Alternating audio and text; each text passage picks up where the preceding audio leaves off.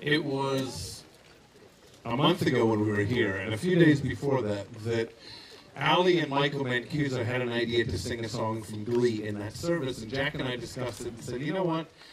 Instead of doing one song in the June service, let's bring them back and let's do this right. And let's do it with more singers and do more songs from Glee this Shabbat. And I think about Glee, I don't watch the show, so I'm not endorsing it. I don't actually let my kids watch it, so I'm definitely not endorsing it. But I love the idea of Glee, the word. Not necessarily the network, not necessarily the show, but the word, the idea of Glee. Because life challenges us away and out of Glee so often that we have to lift ourselves and find what it is to be gleeful. And I think joy says one thing, but Glee is a word we don't use often, so maybe it's fresh in our minds. Maybe when you say Glee or I say Glee, some of you think back to an era when it meant certain colored bow ties and shirts. Not to me. But what I do think of is a word that transcends joy and simple happiness and contentment and serenity. I think of something that's exuded. I think of a word glee, meaning something that we can't contain. We're gleeful, we're joyful. And it reminds me of the teachings of Abraham Joshua Heschel, which were about glee. If you remember at the beginning of his book, he speaks to Samuel Drescher, his editor.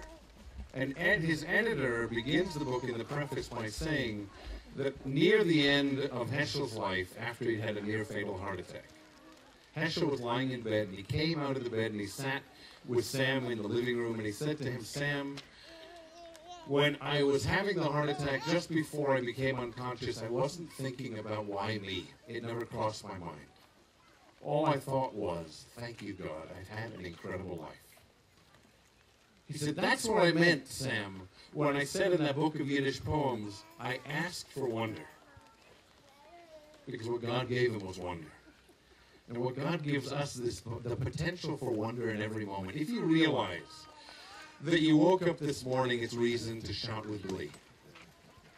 If you realize your spleen, wherever it is, did what it's supposed to do, and that your appendix didn't actually make itself known to you, because we don't seem to know where certain organs are until they don't work. But I think as long as we don't know where they are, it means that something miraculous is happening. It's staying quiet and contented and connected and synergistic, and somehow everything in our lives is forming life and allowing us to be alive, is allowing us to wake up and breathe. And before we even acknowledge being awake, when we're conscious, our tradition says as soon as we realize we're awake, connect with God. Find a relationship that day. And the first thing that we would say is, Modeh ani lefanecha, I bow myself before you, source of life, for giving me this soul in its continuity, for allowing me this new day, and then taking it from there. And before we've opened our eyes, we have a blessing.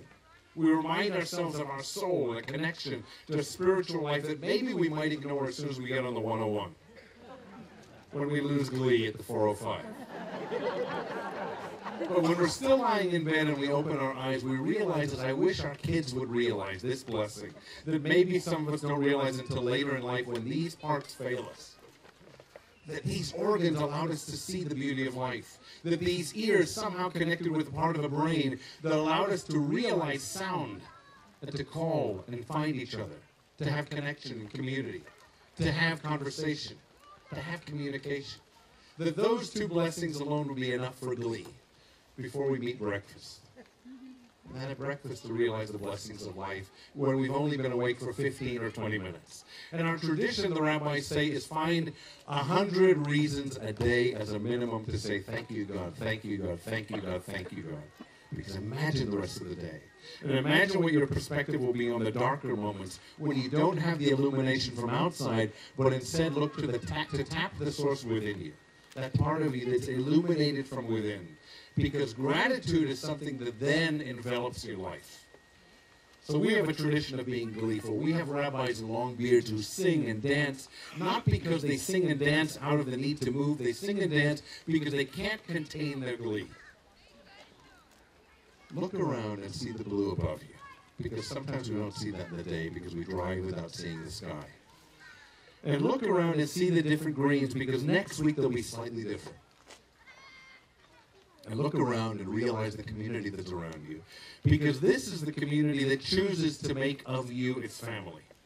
with your limitations and mine. Because every one of us sees in each other potential.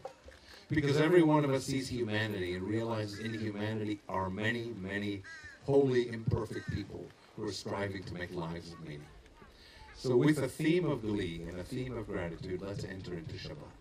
The rabbis say 6 days a week, ask God for all the things that are lacking, but for one day, change the tune. Don't be asking. Instead, just say, thank you, God. Thank you, God. Thank you, God.